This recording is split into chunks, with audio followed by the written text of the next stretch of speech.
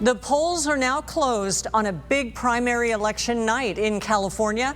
Voters are picking which candidates will fight it out this fall. The big races we'll be monitoring are, of course, California governor, along with San Diego's 48th district congressional race, and the fate of the measure that would tax empty second homes. The results haven't started coming in yet, but we'll bring them to you when they do. We have a team of reporters covering San Diego Democrats and Republicans as they wait for the results to come in. Let's start with ABC 10 News anchor Max Goldwasser. He's live at the Democratic Watch Party at Stone Brewery. Hi, Max. Yeah, hi, Kimberly. The polls closed and the doors to this watch party opened. Democrats hoping for a big night, and they will be watching it all unfold here at Stone Brewing in Liberty Station. Big night for them, big night for us too here in the media.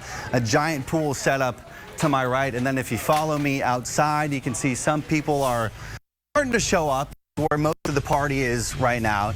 You can see our ABC 10 News reporter Karina Vargas, who's going to be talking to you about the 48th Congressional District, one of the many races they are keeping an eye on in real time. But of course, no race bigger than the gubernatorial race, and there are two contenders.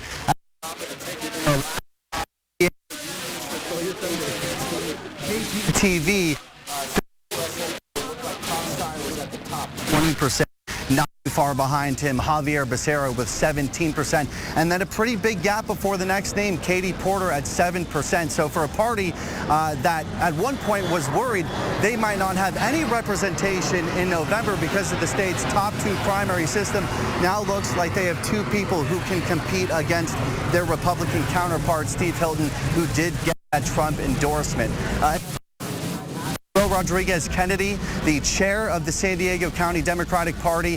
What was the final deciding factor? This is not the time for going along to get along. This is not the time for moderation. This is a time to really look at the problems, see what's working, see what's not, and really try new things for the people.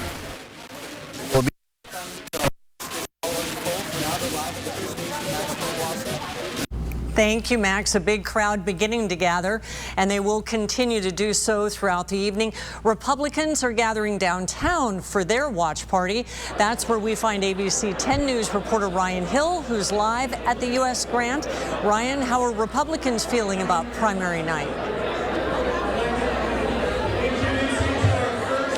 Yeah, Kimberly, tonight is obviously a night of positivity and a feeling of momentum for many of the folks here as they're about to going to figure out maybe some of what these results are, as the county assessor Jordan Marks is now here showing up to this watch party here at the downtown U.S. Grant, as voting results are just slowly starting to trickle in as we wait to see what those results are, as folks are coming in, as this watch party opened up the doors about an hour ago, as local Republican leaders and Republican voters are here to wait the results of the primary election. Many eyes, though, are locked on to that governor's race that Max was talking about.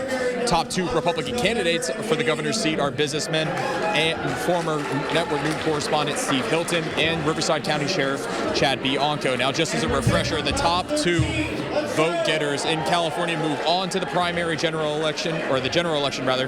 Now that there was hope from some local Republican leaders that there would be a Republican candidate on the November ballot given the crowded Democrat field.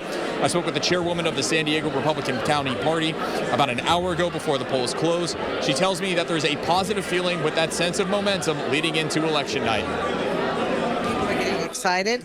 I believe people are getting tired of what we've been putting up with here in California. So at some point, whether you like one candidate or the other, everybody's looking for change. We just cannot continue the current situation.